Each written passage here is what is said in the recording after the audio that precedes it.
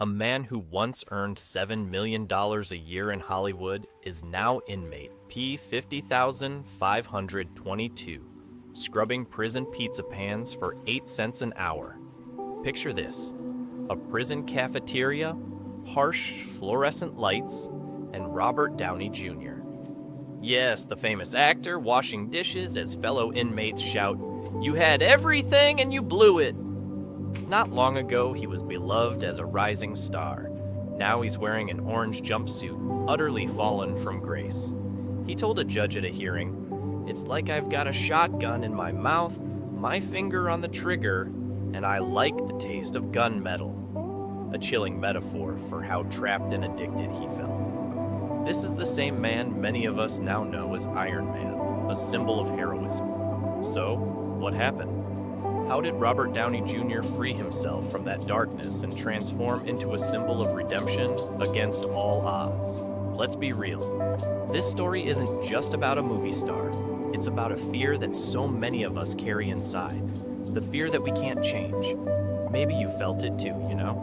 That worry deep down that your mistakes are permanent, that you're stuck with the worst parts of yourself. In this documentary-style journey, we're diving into Robert Downey Jr.'s dramatic fall and miraculous rise to explore how change really happens. Stick around, because by the end of these 60 minutes, you might just feel that spark of hope that your story isn't over either. Even in our darkest moments, change is possible. Robert's story proves it, and if you stay with us, we'll show you how. It's a quiet night in 1996, and a Malibu mother checks on her 11-year-old son, only to find a stranger passed out in her boy's empty bed. That stranger is Robert Downey Jr., curled up in nothing but his underwear, in a drug-induced haze so deep, he wandered into the wrong house. Imagine the confusion and shock, for her, and later for him. This bizarre Goldilocks incident, as the press called it, wasn't even the lowest point for Robert. It was just a symptom of how lost he was. By then, he had been in and out of court-ordered rehab, and his life was spiraling. His first marriage had crumbled. His wife left him and took their young son, Indio. He lost his Malibu home and found himself couch surfing in shabby apartments. One by one, the pieces of his old life were falling away. For Robert, every day had become a fight for survival against himself. He'd wake up not knowing what he'd done the night before. There were nights he was found in alleyways and cheap hotel stairwells, shaking or passed out. He was arrested multiple times, for heroin, for cocaine, for driving under the influence, until judges, directors, even his own family began to lose hope that he'd ever get clean. In jail, other inmates taunted him, reminding him of the heights he'd fallen from. "What's wrong with you, Downey? You had everything." And the truth is, he had everything. A flourishing career, money, fame. Yet he couldn't recognize himself anymore. He later confessed, "I'm just sinking deeper into my depression. Sometimes I'm just dead." Those words paint a picture of absolute emptiness. Can you imagine that? Being alive but feeling dead inside, convinced that the best of you was gone? Robert's fear of being unable to change was probably at its worst during these years. He'd tried to get sober and failed so many times that hope was a tiny flicker, nearly extinguished. The media had turned him into a punchline, a cautionary tale of wasted talent. Friends like Sean Penn literally broke into his house to drag him to rehab, only to see him escape out a window days later.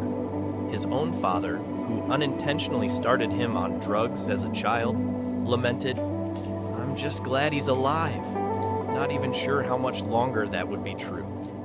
Think about that. Those who loved him most were bracing for his obituary. Robert had hit rock bottom hard, and it seemed like he might never climb out. Yet, as lonely and defining as rock bottom feels, it isn't the end of the story. It's been said that rock bottom is not the end, it's the foundation.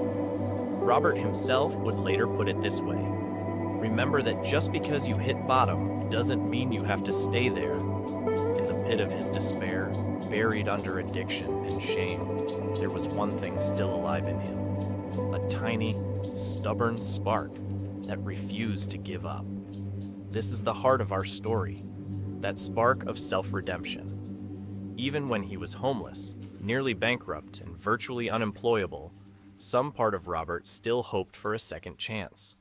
Deep down, a voice whispered that he was more than his mistakes, that he could change his path. How does someone go from there to a new life? How did Robert Downey Jr. actually break the cycle when it felt unbreakable?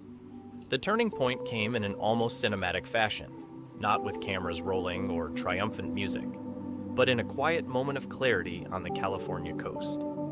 In 2003, Robert was driving with a car full of drugs, on his way to yet another high, when he made an impromptu stop at a Burger King on the Pacific Coast Highway.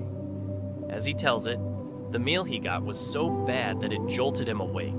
Perhaps the universe sends messages in mysterious ways. He sat there tasting the stale burger, and something clicked. Enough? He'd had enough.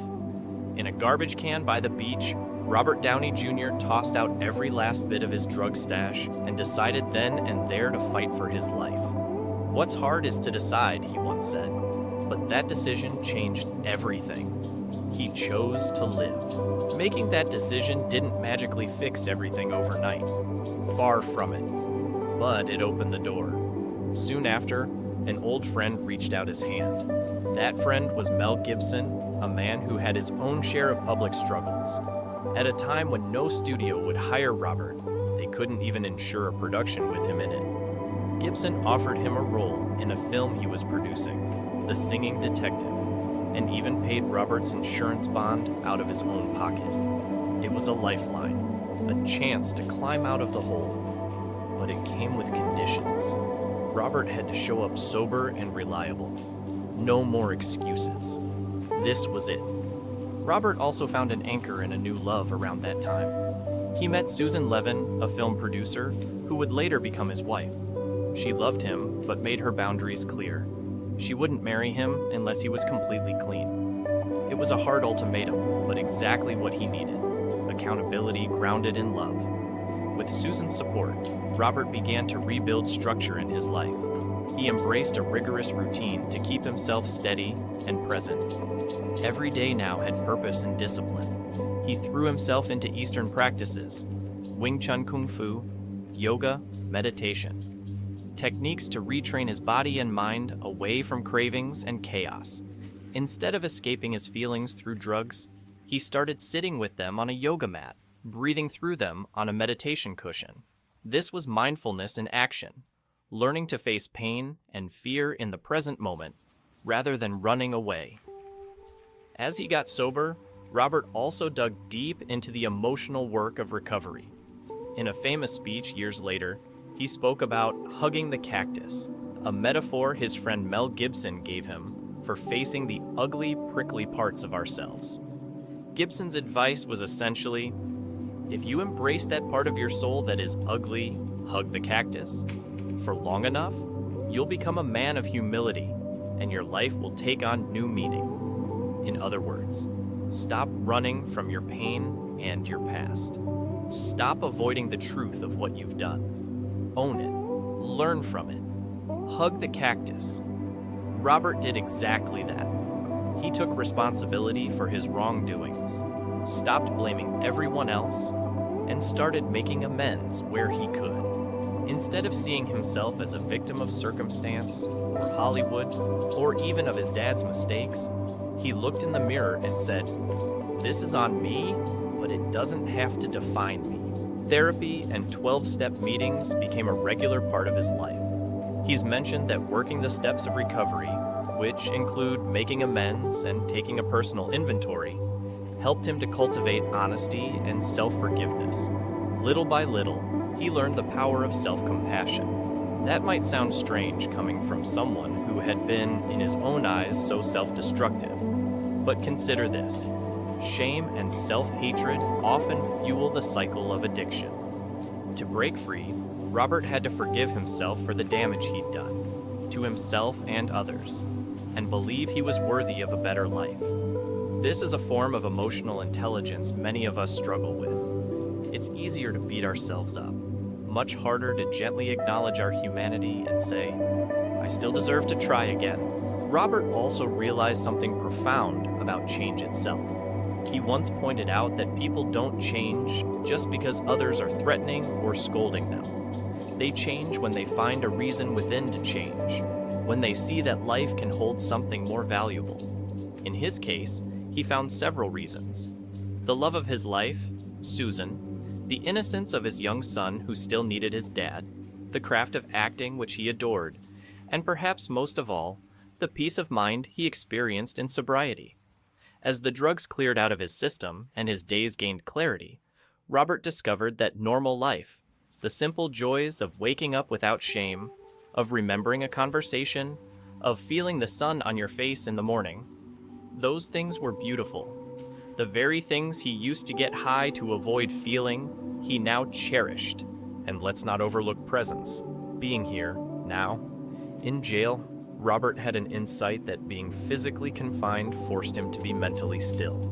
He wrote to his sister, "In order to get things done, I must be still. I now believe it is God's way of giving you some true freedom to catch up on what you need to accomplish inwardly." Odd as it sounds, incarceration gave him the stillness to confront himself. We don't need jail for that. Mindfulness and meditation can also bring us to stillness. Robert carried those lessons forward. By grounding himself in the present, through martial arts practice, through meditation, he found a way to handle stress and cravings as they arose, one moment at a time. After all, you can't change the past or control the future. You can only choose not to drink or use today. So he did that, day by day. Stopping isn't hard. Not starting again is, he noted once. That meant every morning was a conscious choice to not start again. Over time, those choices added up to years of sobriety. So, how did Robert change? He fought for it. He accepted help and set pride aside. He replaced toxic habits with healing ones. He faced his demons head-on with courage and humility. And crucially, he came to believe he deserved to change. That fear of "I can't change" began to lose its power the moment he decided, "I will change, and I'm willing to do whatever it takes." His story teaches us that change is not about never falling. It's about getting back up and learning from the fall. It's about embracing your cactus, as painful as that is, and realizing that the pain is there to teach you, not punish you. With sobriety as his new foundation, Robert Downey Jr. began the slow climb back up. It wasn't like the movie's montage where everything suddenly gets better. It was gradual, and it took patience, both from him and those around him. In the early 2000s, Hollywood was understandably wary of him. Studios had practically blacklisted him. No one wanted to risk hiring the liability who might not show up or might end up back in jail. Robert knew he had to prove himself step by step. So, he started small. He took roles in smaller films and independent projects, showing up on time, learning his lines, and delivering solid performances without any on-set drama. Each day on set, clean and prepared, was like laying a brick in the rebuilding of trust. Every time he finished a project successfully, another producer or director would whisper, "Hey, maybe Downey's got it together now."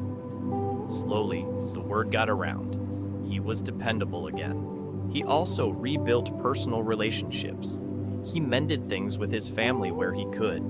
He and his father, Robert Downey Sr., found some healing, a complex, poignant process given their shared history with substances. He continued to be a caring father to Indio, speaking honestly to him about where he'd been. And in 2005, true to his promise, he married Susan, drug-free and devoted. That marriage became a bedrock of stability for him. They eventually had children together, extending Robert's motivation to stay healthy and present. With each passing year of sobriety, he gained confidence. He wasn't that doomed person anymore. He was someone new, someone stronger. Then came the opportunity that would symbolize Robert's full-fledged comeback, Iron Man. In 2007, director Jon Favreau fought to cast Robert Downey Jr. as Tony Stark, a billionaire superhero with a cocky streak and a heart in need of redemption. The studio was hesitant, but Robert was desperate to show what he could do. He nailed the screen test, won the role, and in 2008, Iron Man exploded into theaters as a blockbuster hit. Audiences fell in love with him all over again. In Tony Stark, they saw a bit of Robert's real story, a flawed man who learns to be a hero. The film's success launched the Marvel Cinematic Universe, with Robert at its center.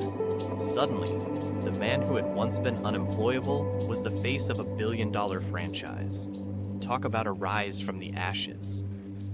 By 2013 and 2014, Time magazine was calling Robert Downey Jr. one of the most influential people in the world. He became the highest-paid actor in Hollywood for several years running, beloved by fans worldwide. But more important than the money or fame, he had gained respect, not just from others, but self-respect. Each accolade and each clean day was proof that the past did not define him.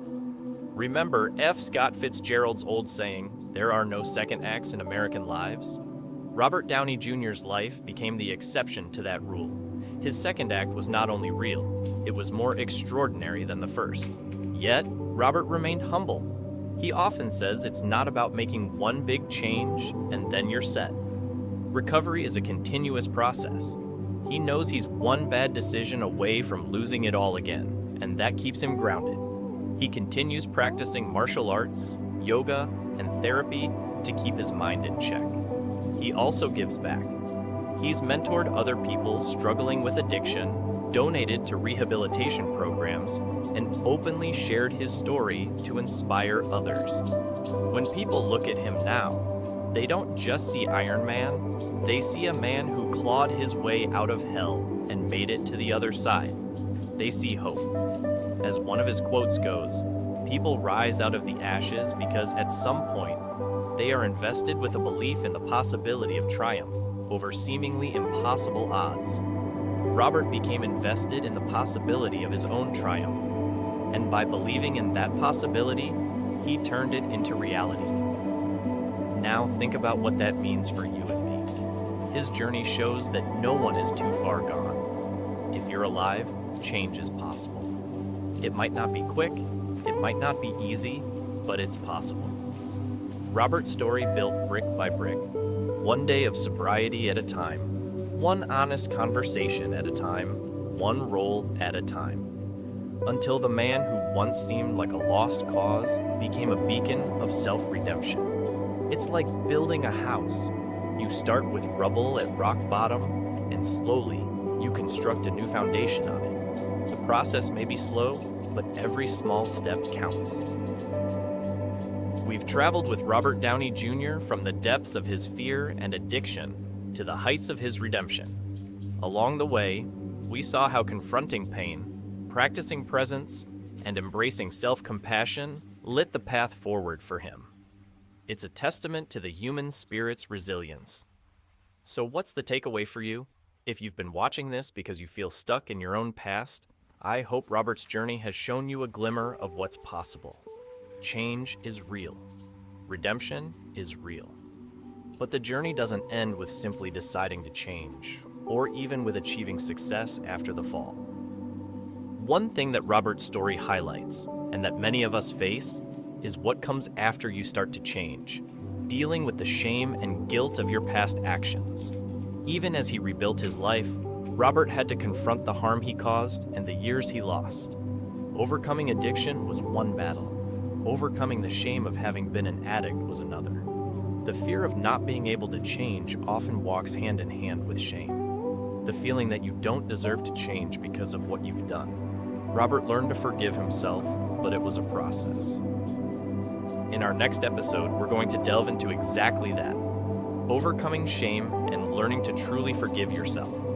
Consider this video a bridge to that crucial topic. We've seen that self-compassion and accountability were keys to Robert's transformation. Next, we'll explore how you can cultivate those same qualities to free yourself from the heavy baggage of shame. Because carrying regret from the past can threaten to pull you back down, no matter how far you've climbed. As we move forward, remember Robert's example. He didn't let shame stop him from becoming a better man. Instead, he faced it, made amends, and kept growing. You can do the same. So, if the fear of change is closely tied to a fear that you'll always be defined by your worst moments, take heart. This bridge from fear to hope, from shame to redemption, is one you can cross. Stay tuned for that deep dive into overcoming shame, where we'll continue this journey of healing and growth. Take a deep breath. You've just heard an incredible true story of falling and rising again. Now I want to gently turn the spotlight to you. Be honest. Have you been afraid that you can't change? Maybe you felt stuck in a cycle, or haunted by mistakes that seem to define you. If so, I invite you to take one small step today to challenge that fear. It could be as simple as writing down one thing you forgive yourself for, or reaching out to someone who supports you. Change begins with a single decision, just like Robert's decision on that coastline when he threw away his drugs. It doesn't have to be dramatic. It just has to be sincere. You have that power, no matter how powerless you might feel right now. Remember, you are not your past. If Robert Downey Jr. has shown us anything, it's that our worst chapters can become our greatest comeback stories. So give yourself permission to envision a future that looks different from yesterday. It's okay to start small. Maybe you begin by practicing a bit of mindfulness when anxiety hits, or by saying, "Today, I won't let my past mistakes speak louder than my present efforts." As Robert said, he never gave up, and that made all the difference. You don't have to win every day. You just have to keep going one day at a time. If this story moved you, if it sparked even a tiny flame of hope, let's keep that flame going. I encourage you to share this video with someone who might need to hear it. You never know, it might be the lifeline they need. And if you haven't already, consider subscribing to our channel. We're building a little community here focused on growth, healing, and real conversations about things like fear, shame, and redemption. We'd love for you to be a part of it. Ultimately, the call to action is this: believe in the possibility of change. Life is messy and hard, you know. Let's be real about that. But it's also fluid and forgiving. Even in your darkest hour, there is a path forward. Robert found his through self-compassion, presence, and accountability, and you can find yours too. So take care of yourself, hug your cactus, even if it's prickly, and remember that the story isn't over. You have the pen in your hand to write the next chapter. Until next time, stay hopeful and stay true to the best in you. You're not alone on this journey. Thank you for watching, and I'll see you in the next video.